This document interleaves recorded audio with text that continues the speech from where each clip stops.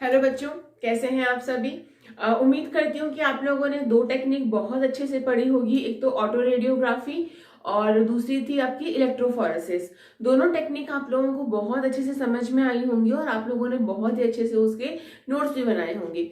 चलिए हम आगे की टेक्निक के बारे में बात करते हैं। आज मैं एक छोटी सी टेक्निक के बारे में आपको वैसे समझा देती हूँ कि वो अभी आपके ज्यादा है भी नहीं। मतलब उसमें बस इतना सा होता है, उसको हम एसडीएस पेज बोलते हैं। क्या बोलते हैं उस टेक्निक को? SDS page. एसडीएस पेज क्या होता है, समझो एक मिनट के लिए इस चीज को। भाई एक चीज मैंने आपको बताई थी जिसमें मैंने कहा था कि हम लोग डीएनए को अलग कर रहे हैं, ठीक है। यानी कि अगर हम लोग डीएनए को अलग कर रहे हैं या सेपरेट आउट कर रहे हैं तो उस टेक्निक को हम लोग क्या बोल रहे हैं? इलेक्ट्रोफोरेसिस टेक्निक बोल रहे हैं। जहां पे डीएनए जो होता है अपने फ्रेगमेंट के बेसिस पे क्या हो जाता है? डिफ्रेंशिएट हो जाता है, अलग हो जाता है। और उस डीएनए को हम लोग क्या काम करते हैं? बाद में अलग ले लेते हैं, यानी कि अलग अलग उसके ऊपर हम लोग उसको जोड़ लेते हैं, यानी कि रिमूव कर लेते हैं। ऐसे ही अगर आप लोगों को याद हो, मैंने ये कहा था आप लोगों से कि जो डीएनए होता है, डीएनए के ऊपर नेगेटिव चार्ज होता है। कहा था ना आप लोगों से? तो डीएनए के ऊपर जो चार्ज है वो कौन सा है? नेगेटिव है। तो डीएनए मूवमेंट कर रहा है, कहाँ पे? नेगेटिव से पॉजिटिव की ओर मूवमेंट करता है, ठीक है। क्योंकि उसके ऊपर चार्ज कैसा है? नेगेटिव है। और आगे वो मूवमेंट कर रहा है तो नेचुरल सी बात है, जेल के अंदर मूवमेंट कर रहा है। हम लोगों ने वहां पे इलेक्ट्रोड लगाए थे और वहां पे जो उसकी मूवमेंट होती है वो नेगेटिव से पॉजिटिव की तरफ होती है, क्योंकि डीएनए के ऊपर चार्ज जो होता है वो नेगेटिव चार्ज होता है। इसी बेसिस पे हम लोगों ने क्या किया कि देखो, प्रोटीन्स जो होते हैं, प्रोटीन्स किससे मिलके बने हुए होते हैं? प्रोटीन्स बने हुए होते हैं अमीनो एसिड से, ठीक है। और जो अमीनो एसिड्स जो होते हैं वहां पे अगर हम लोग बात करें, उनके ऊपर अलग अलग टाइप के चार्जेस होते हैं। जैसे कि पॉजिटिव चार्ज भी होता है कईयों के ऊपर नेगेटिव चार्ज भी होता है, कईयों न्यूट्रल भी होते हैं अमीनो एसिड्स। तो मुझे प्रोटीन को डीनेचर करना है। अब यहाँ पे ये वर्ड मैंने यूज किया, डीनेचर। डीनेचर का मतलब क्या होता है, इस चीज को ऐसे समझिए। डीनेचर का मतलब होता है कि, अच्छा पहले मैं एक चीज बता देती हूँ आप लोगों को कि जितने भी प्रोटीन्स होते हैं वो अमीनो एसिड से मिलके बने हुए होते हैं, ठीक है। अमीनो एसिड 3-4 अगर जुड़ जाए तो वो कहलाते हैं पेप्टोन। और 2-4 पेप्टोन, अगर 4-5 पेप्टोन अगर आपस में जुड़ जाएं तो वो कहलाते हैं पेप्टाइड। पेप्टाइड अगर जुड़ जाएं तो वो कहलाते हैं पॉलीपेप्टाइड। और बहुत सारे पॉलीपेप्टाइड जुड़ जाएं तो उसको हम कहते हैं प्रोटीन। तो हम ये बात कर रहे हैं यहाँ पे कि अगर जो प्रोटीन है, प्रोटीन को हम लोग तोड़ दें, प्रोटीन को अगर हम लोग क्या कर दें? डीनेचर कर दें, ब्रेक डाउन कर दें इस चीज का बिल्कुल ही, तो वो चीज क्या कहलाती है? अगर हम प्रोटीन को ब्रेक डाउन कर रहे हैं तो उस चीज को, मतलब प्रोटीन जो है अगेन किस चीज में कन्वर्ट हो गया? अमीनो एसिड में कन्वर्ट हो गया। तो इस चीज को हम क्या बोलते हैं? डीनेचर करना बोलते हैं किसी भी चीज को, मतलब सॉरी प्रोटीन्स को, इसको हम लोग डीनेचर कर रहे हैं। तो जो एसडीएस पेज जो होता है, ये जो टेक्निक होती है, इस टेक्निक के अंदर हम लोग क्या करते हैं? एक तरह का केमिकल होता है जिसको हम क्या बोलते हैं? Sodium dodecyl sulphate. I repeat, उसको हम क्या बोल रहे हैं? Sodium dodecyl sulphate. यहाँ पे प्रोटीन को क्या कर दिया जाता है? इसके साथ मिक्सअप कर दिया जाता है। और जैसे हमने डीएनए रन कराया था, ऐसे ही यहाँ पे प्रोटीन को रन कराया जाता है। और वहां पे प्रोटीन के हमको अलग अलग बैंड्स मिलते हैं। जैसे कि अगर जो पॉजिटिव वाले होंगे वो कहाँ पे रहेंगे? वो रहेंगे पॉजिटिव के पास रहेंगे, ठीक है। जो नेगेटिव वाले प्रोटीन्स जो होंगे वो कहाँ चले जाएंगे? नेगेटिव के पास चले जाएंगे, ठीक है। तो इस तरह से हम अमीनो एसिड्स को क्या कर सकते हैं? सेपरेट आउट कर सकते हैं। अब आती है एक और इम्पॉर्टेंट टेक्निक जिसके बारे में मैं आप लोगों से बहुत ही इंपॉर्टेंटली बात करना चाहती हूँ। वो टेक्निक है हमारी southern northern and western blotting, ठीक है। कि सदर्न नदर्न और वेस्टर्न ब्लॉटिंग होती क्या है, समझिएगा। सदर्न ब्लॉटिंग जो होती है वो होती है डीएनए के लिए। नदर्न जो होती है वो होती है आरएनए के लिए। और वेस्टर्न जो होती है वो होती है प्रोटीन के लिए। ध्यान रखिएगा, सदर्न ब्लॉटिंग होती है वो होती है डीएनए के लिए, नदन जो होती है वो होती है आरएनए के लिए, और जो वेस्टर्न ब्लॉटिंग होती है वो होती है प्रोटीन के लिए। एक और वर्ड आपको समझना जरूरी होता है जिसको हम बोलते हैं प्रॉब। प्रॉब का मतलब क्या होता है? जैसे हम जिसकी भी ब्लॉटिंग कर रहे हैं, अगर हम डीएनए की ब्लॉटिंग कर रहे हैं तो हम उसके प्रॉब लेंगे, अगर हम आरएनए की ब्लॉटिंग कर रहे हैं तो हम आरएनए के प्रॉब लेंगे, और अगर हम प्रोटीन की ब्लॉटिंग कर रहे हैं तो प्रोटीन के अकॉर्डिंगली हम लोग प्रॉब लेते हैं। प्रॉब क्या होते हैं? मैंने आप लोगों को एक चीज बताई थी, ऑटो रेडियोग्राफी, याद है? तो ऑटो रेडियोग्राफी के अंदर मैंने आप लोगों को बताया था कि हम लोग लेबल्ड करते हैं। तो यहाँ पे हम जो डीएनए होता है, जो भी जैसे कि जो भी हमारा सिलेक्टिव डीएनए है उसके अकॉर्डिंग ही प्रॉब बनाए जाते हैं। समझना इस चीज को। मान लो यहाँ पे एक सीक्वेंस है GATGA। अब इसका कॉम्प्लीमेंट्री क्या होगा? CTACT,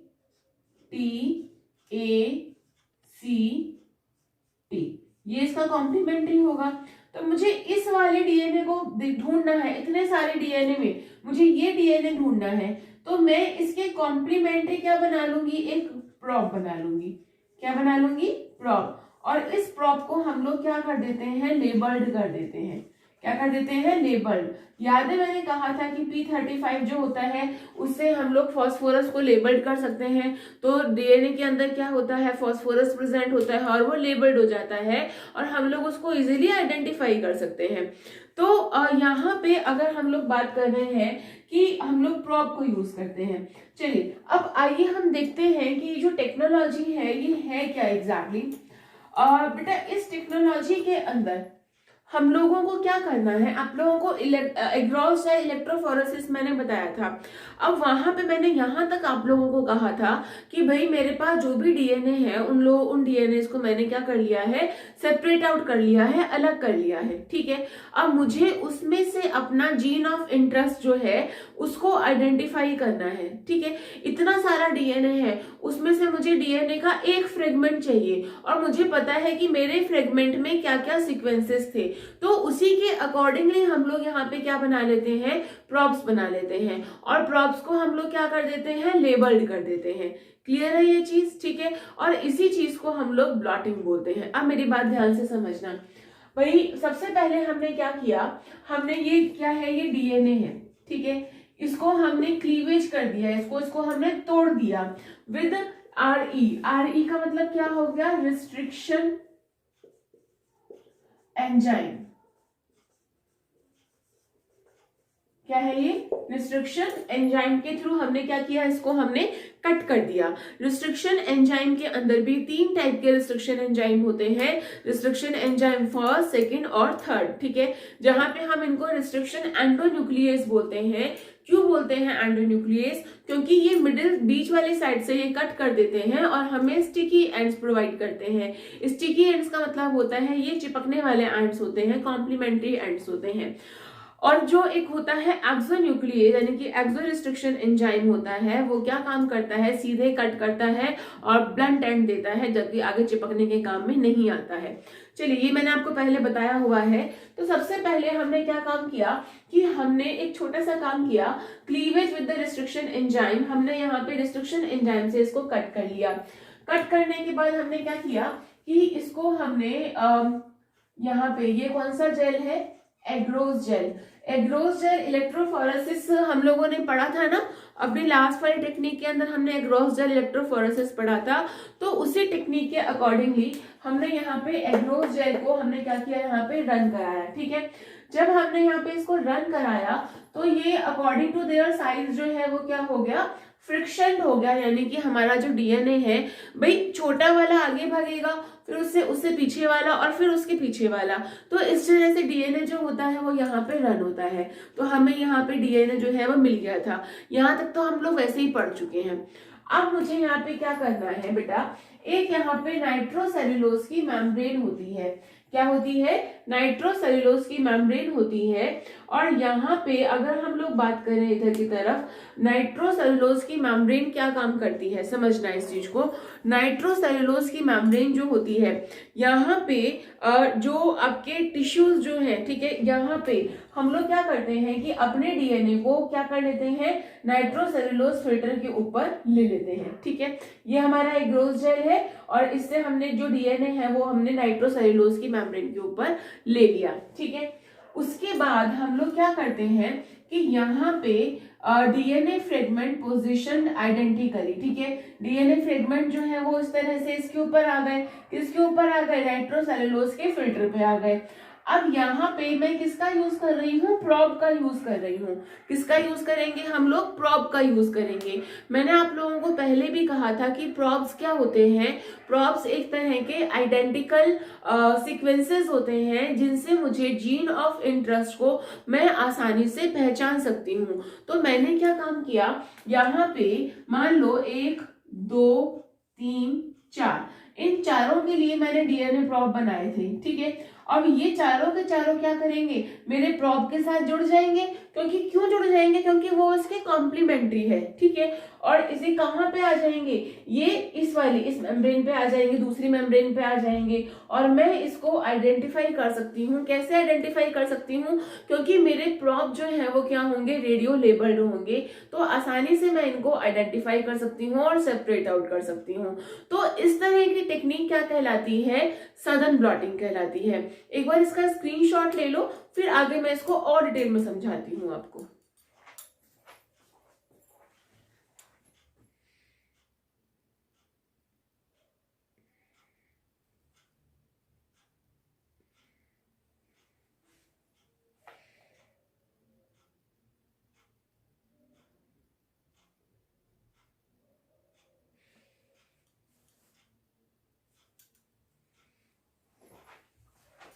हाँ जी, तो आप लोगों ने इजीली इसका स्क्रीनशॉट ले लिया होगा। अब मैं इसको और डिटेल में आप लोगों को समझाती हूँ, समझना इस चीज को। मैंने ये कहा आप लोगों से कि हम लोग क्या करते हैं, अगर मुझे अपना जीन ऑफ इंटरेस्ट को छांटना है, ठीक है। अब एक बात बताओ, मुझे पूरा ह्यूमन जीनोम है मेरे पास, मैंने अपने बालों से अपना डीएनए पूरा का पूरा निकाल लिया, ठीक है, या मैंने मेरे ब्लड से अपना पूरा डीएनए निकाल लिया, ठीक है। अब मेरे डीएनए के अंदर मुझे ये देखना है कि भाई कौन सा जीन है जो कि क्या बनाता है, इंसुलिन बनाता है, ठीक है। अब मान लो कि यहाँ पे ये किसी एक पर्टिकुलरली इंसान का डीएनए था। अब इस डीएनए से मुझे 2-3 जीन छांटने हैं। कौन से जीन छांटने हैं, इंसुलिन क्या बनाते हैं, सोमैटोट्रोपिन हार्मोन कौन से बनाते हैं, या फिर कोई भी एक जीन ऑफ इंटरेस्ट जो है वो तुम्हारी इच्छा है कि मैं आंखों का रंग, बालों का रंग, स्किन का कलर, ये सारी चीजें कहाँ पे प्रेजेंट होती हैं, डीएनए पे प्रेजेंट होती हैं। तो ये जो पूरा इंफॉर्मेशन है, इस इंफॉर्मेशन के अकॉर्डिंगली मुझको 4 जीन छांटने हैं, ठीक है। अब उन 4 जीनों का मुझे पता है, भाई आप लोगों को मैंने बताया था ह्यूमन जीनोम लाइब्रेरी बनी थी, याद है। और ह्यूमन जीनोम लाइब्रेरी के अंदर मैंने आप लोगों से क्या कहा था, मैंने ये कहा था कि जब ह्यूमन जीनोम लाइब्रेरी बनी थी, हम लोगों ने हर एक डीएनए के सीक्वेंसेस दिए थे, हर एक डीएनए को हम लोगों ने आइडेंटिफाई कर लिया था, ये भी मैंने आप लोगों को बताया था।